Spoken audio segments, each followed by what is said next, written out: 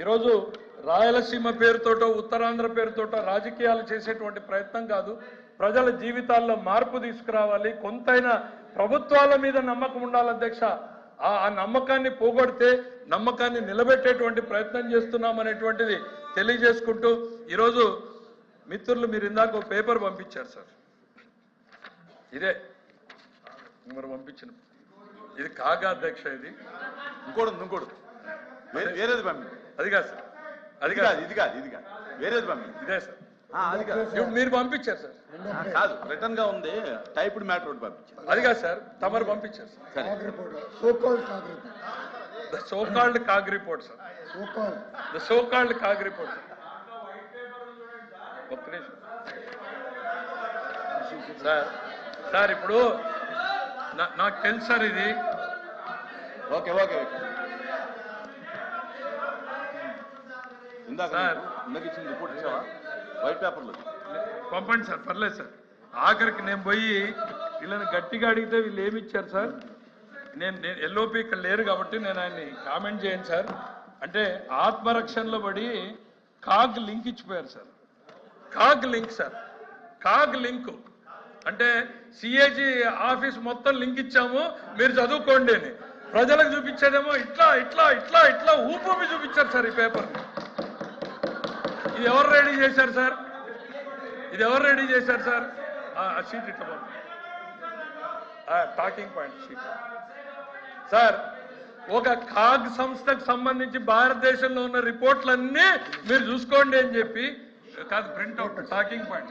ఈ పేపర్ అధ్యక్ష, ఈ పేపరు ఎక్కడో ప్రిపేర్ అయింది అధ్యక్ష. వీళ్ళు పోని ఇదన్నా నిజమా ఈ ఫ్యాక్ట్స్ అని అడుక్కుందాం అధ్యక్ష. ఇదే అధ్యక్ష సేమ్. ఇక్కడ నా దగ్గర చిన్నగా ఉంది అధ్యక్ష, ఇక్కడ వీళ్ళు పెద్దది అధ్యక్ష. అది మీరు పంపించింది, ఇది మేము ప్రిపేర్. పోనీ అధ్యక్ష వీళ్ళు కింద ఏం పెట్టారు అధ్యక్ష? కాగ్ సోర్స్ అని పెట్టారు. పోనీ అదన్నా కరెక్ట్గా చేశారా? ఒప్పుకుందాం అనుకుంటే బీహార్ని తీసుకెళ్లి అత్యున్నతంగా డెవలప్ అయిన రాష్ట్రం అని కాగ్లోకి వెళ్తే -1.8లో ఉంది అధ్యక్ష. సార్ ఇది ఆవేశపడొద్దండి సార్. ఇది పాపం ఆ సాక్షి రిపోర్టర్లు మెడ మీద కత్తి పెడుతున్నారు సార్. నిజాలు లేని వండి వార్చమంటున్నారు. వండి వార్చే ప్రయత్నంలో ఇట్లాంటి తప్పిదాలు జరుగుతున్నాయి. దాన్ని పట్టుకొని వచ్చి ఇక్కడ చూపిస్తున్నారు. మానేయండి, కొంచెం టైం పెట్టండి, స్టడీ చేయండి, 1-10 సార్లు ఓపికగా కూర్చోండి. నేను చెప్తున్నా కదా, ఇక్కడ ఏదో ప్రపంచ మేధావులు ఉన్నామని మేము అనుకోవడం లేదు. తప్పులు జరిగితే yes boss there seems to be a correction, we'll rectify it.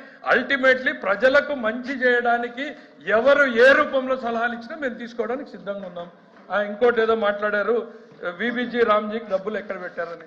చాలా సపరేట్గా సింప్లిఫై చేసిన బుక్లో మళ్ళీ చాలా పెద్ద అక్షరాలతో పెట్టాము అధ్యక్ష.